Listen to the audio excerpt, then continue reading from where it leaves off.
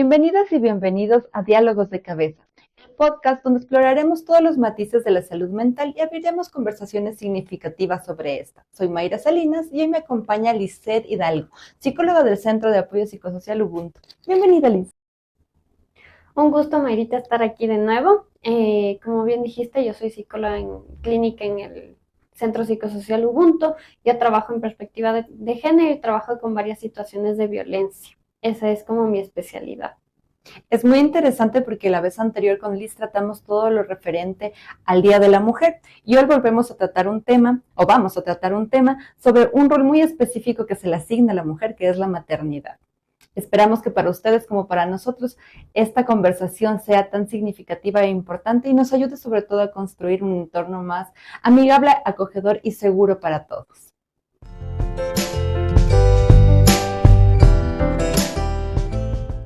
Abordaremos en este tema todo lo que involucra la maternidad, desde el embarazo, la crianza y sobre todo cómo se ha idealizado el rol de la madre como una figura de sacrificio que deja de pensar en sí misma para entregarse hacia los otros. Coméntanos, Luis, ¿qué tan saludable es tener esta idealización de la madre?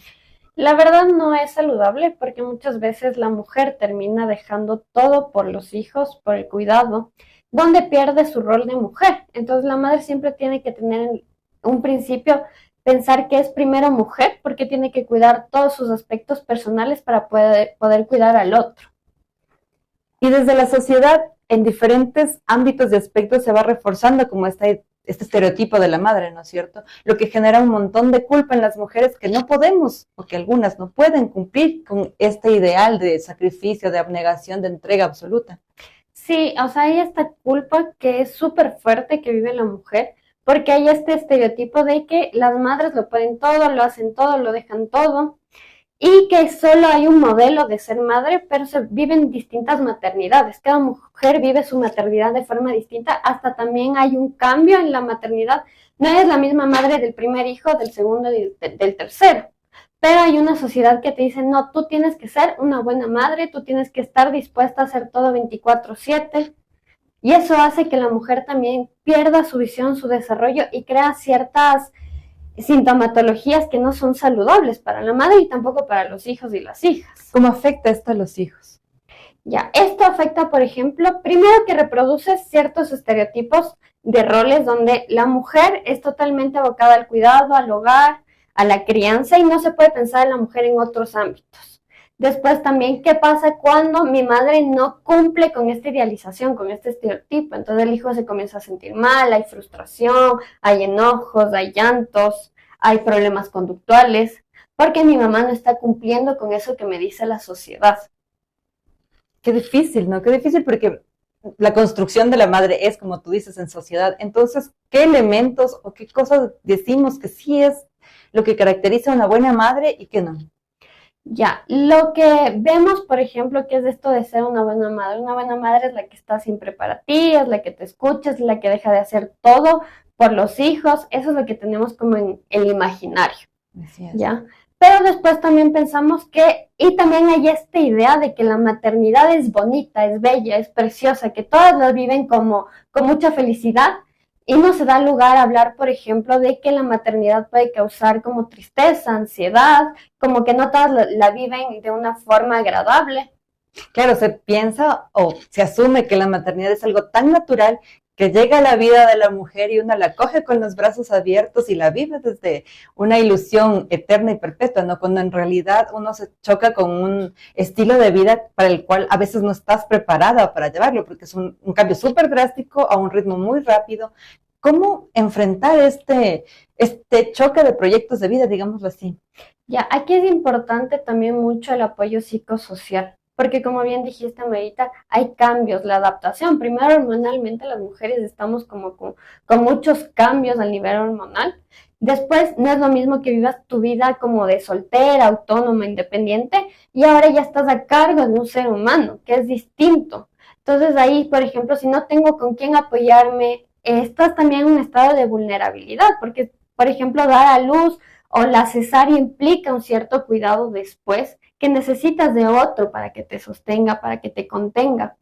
Es un proceso, como tú dices, de adaptación un poco largo, extenso, y que no necesariamente surge, como decíamos, de manera natural, ¿no? Porque tener al niño o tener al hijo o a la hija puede ser un proceso natural, pero la crianza en sí no es como me llegó iluminación del cielo y sé cómo hacerlo. No, porque nadie sabe, por más que te leas 1000 libros, por más que sepas qué hacer, te has escuchado un montón de podcasts, de videos, la crianza se va dando con la experiencia, porque el niño o la niña son distintos. Por ejemplo, este niño necesita de una forma de crianza, este apego que yo le doy, cuáles son sus necesidades, cómo yo les sé escuchar. Y esto va cambiando de sujeto a sujeto, porque somos seres individuales, hay una singularidad. No todos somos iguales, no hay un molde que cumplir. Pero que si yo recuerdo con mi hijo, él cambiaba cada 3 meses. Entonces, cuando yo estaba recién acostumbrándome a este bebé, a lo que le gustaba, a lo que hacía, incluso a sus horarios, pasaron los 3 meses y era un nuevo bebé y era como de nuevo acostumbrarme. Es un proceso bastante frustrante, bastante intenso para vivirlo. Y bueno, de esto derivó una depresión posparto, o sería previo realmente, no sé, ¿cómo es la depresión posparto? Ya, la depresión postparto se puede vivir durante el embarazo, sí, hay mujeres que lo viven ahí y es importante ahí como, ¿qué es lo que hago? Clic, ¿qué síntomas puedo ver y qué es una depresión a una tristeza normal, común dentro del embarazo? Como dentro del agotamiento de todo esto, ¿no es cierto? Sí, porque hay muchas exigencias, por ejemplo, hay un desgaste emocional, hay un desgaste al nivel biológico, también hay muchos cambios bioquímicos dentro de la mujer. Y, por ejemplo, para diferenciar, es que hay tristeza, se llama, por ejemplo, el tema del baby blue, que es cuando ya nace y hay una tristeza que es normal, que está como, es común dentro de las mujeres, pero esto después pasa con el tiempo. Pero si esta tristeza y este agotamiento y esta frustración y hay también sintomatología ansiosa, no pasa con el tiempo y va aumentando, ya necesitamos consultar con un especialista. Creo que si yo en mi caso les quiero comentar, tenía esta como tristeza al inicio, apenas llegué a mi casa fue como un choque emocional que tuve y me di cuenta que yo era responsable, como tú dijiste hace un momento, de una vida, de una persona, y fue como un shock para mí, pero fue incrementando, después dejé de dormir, dejé de comer, estaba con ganas de llorar todo el tiempo. ¿Qué pasa con las mujeres que no pueden identificar estos síntomas o que los ven a la ligera o que, no sé, que la familia por ayudar les dice, no, ya va a pasar, por dura, no sé. ¿Qué pasa con esta gente que no tiene ningún tipo de acompañamiento o el soporte que necesitan para poder superar esta depresión? Ya, ahí es importante como ir viendo cómo me voy sintiendo yo, ¿sí? Porque yo me estoy en como decíamos antes, en este proceso de adaptación, este nuevo rol, este nuevo lugar que estoy ocupando. Y ahí también ver si hay algo en mí, por ejemplo, lo que tú decías, Mirita, que ya pierdo mis necesidades básicas, no se están cumpliendo, como es el tema de comer, el tema de dormir, pierdo el interés, por ejemplo, en las cosas que antes me interesaban, me siento incapaz de contener ese niño, de criarlo. Hay muchas personas o mujeres que piensan, por ejemplo, en hacerse daño a ellas mismas o daño al bebé. Y ahí ya hay que comenzar a entender esta sintomatología para poder acudir a alguien que me pueda ayudar, como nosotros, por ejemplo, cuando vamos al médico por una gripe, por un dolor de panza, es lo mismo, tenemos que buscar ya ayuda externa porque no lo podemos estar haciendo solas. Cuando ya vemos que solas no podemos y con el pasar del tiempo vemos que tampoco nos estamos acostumbrando a este rol y no nos sentimos capaz, tenemos que consultar. Tú dices con el pasar del tiempo, y lo dijiste hace un momento también, ¿cuánto tiempo es el que se consideraría óptimo para superar esta tristeza, digámoslo así? Ya, esta tristeza, por ejemplo, es 2 semanas después del parto. Después de estas 2 o 3 semanas, si esto sigue intensificándose, hay que consultar. Después también hay que pensar que la depresión postparto se puede dar hasta después de un año de la crianza. Sí, después del nacimiento del niño se puede dar. Ay, sí, justamente tuvimos el caso en uno de nuestros centros infantiles. Una de las mamitas de los niños nos contaba que ella al año más o menos de que su hijo nació, tuvo depresión. El niño empezó a caminar y ella sentía como que, yo me imagino que perdió el control de ese niño, el que tenía ella en sus brazos y que podía defenderlo porque estaba siempre cerca de ella. Y ahora era un niño que podía explorar por sí mismo. Entonces, eso le desembocó en una depresión postparto. Los síntomas vendrían siendo similares a los de cuando fue el nacimiento. Sí, los síntomas son similares a una depresión. En general. En general, sí, es de esta pérdida, yo lo que les decía antes, esta pérdida del interés, esta tristeza como bastante profunda, sentimientos de vacío, sentimientos de desesperanza muy fuertes. Además, también podemos tener sintomatología ansiosa, como pensar todo el tiempo que le va a pasar algo, que pensamientos obsesivos, por ejemplo, el caso que cuentas de que algo externo le va a suceder, que está en peligro constante. Hay mamitas que, por ejemplo, piensan que no va a respirar y se levantan a cada rato, ¿sí? Que no pueden conciliar su sueño. Esa parte es como ya una detección de que algo no está yendo bien. Es un tema bastante interesante porque, como decíamos, tiene que ver mucho con la construcción social que nos dicen qué tipo de madre quieres ser o tienes que ser. ¿Tendría algún sentido prepararte previamente? ¿Hay talleres o tienes que ir a psicólogo como para que te pueda guiar y no tener que desembocar en una depresión postparto? Yo sé que no le va a pasar a todas las mujeres, pero si puedes tener como una guía previa o un tratamiento paliativo previo, creo que sería como lo ideal. Lo digo desde mi experiencia porque fue realmente terrible poder superarlo. A mí me tomó 3 años de inestabilidad y que no solamente me afectó a mí, sino también a mi hijo. Entonces, ¿hay algo que se puede hacer previo? Sí, como prevención sí es importante, como primero yo lo que decía antes, la red de apoyo, ¿sí? Que me permita sostenerme en ellos. Después poder hablar con otras mamitas, las experiencias de otras personas que hayan vivido estas situaciones o que, por ejemplo, yo hablar con alguien de los temores que tengo, porque como decíamos antes, hay esta idealización de que todo es perfecto, que todo es bueno, que todo es bello, pero no es así. Hay muchas mujeres que por ahí dicen, yo me siento triste. Hay mujeres que han deseado por años tener hijos, han hecho hasta tratamientos de fertilización y al momento de tenerlos le genera esta tristeza, este agobio, esta forma de yo no sé qué hacer con ese niño. Pero para prevenirlo sí hay que poder hablarlo. Si no me siento lista, por ejemplo, está bueno que yo lo pueda ir a hablar a mi maternidad, porque sí hay muchos cambios que se van a vivir. Y son cambios que van a cambiar por 360 grados mi vida. No es algo como que de la noche a la mañana, porque voy a tener que dejar ciertas cosas, por ejemplo.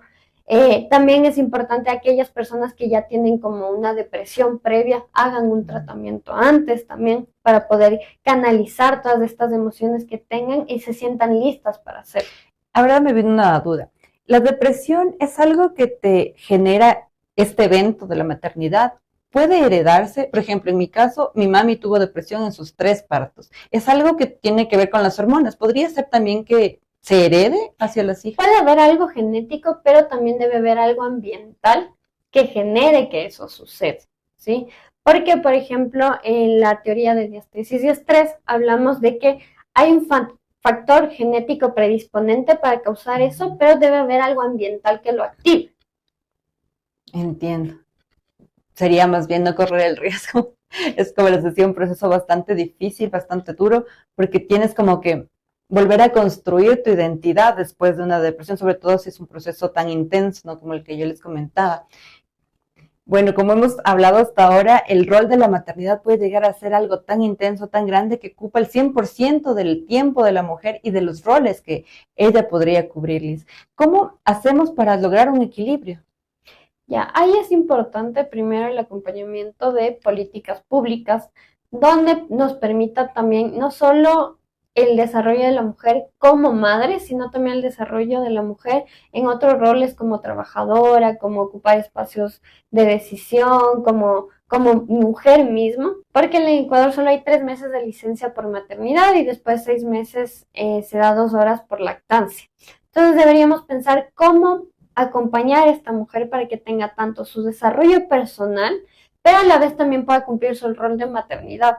Y aquí también es importante decir que la crianza no solo tiene que estar enfocada en la mujer, también es el hombre que tiene que también tener esta crianza y en esta sociedad que nos dice que solo las mujeres somos la crianza en la mayoría de los casos dentro del Ecuador, la mujer es la única que se encarga de la crianza. No hay otros roles, por ejemplo, que nos ayuden como a pensar a a la crianza distinta, separada de nuestro rol.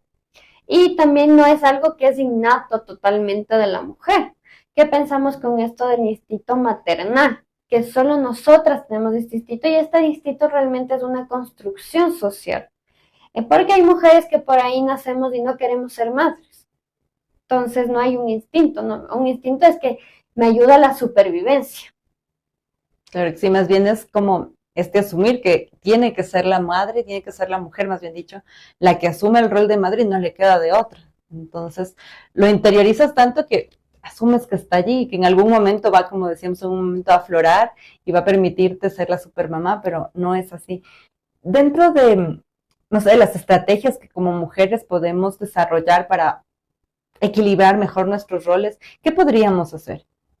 Ya, es importante primero ver cómo yo me estoy cuidando a mí misma, cómo yo estoy satisfaciendo mis propias necesidades, qué es lo que quiero, pensar también que no solo mi proyecto de vida, que algunas mujeres lo pueden elegir, ¿sí? Primero pensar que la maternidad es una elección, yo siempre digo eso, que debe ser una elección, un deseo de maternar.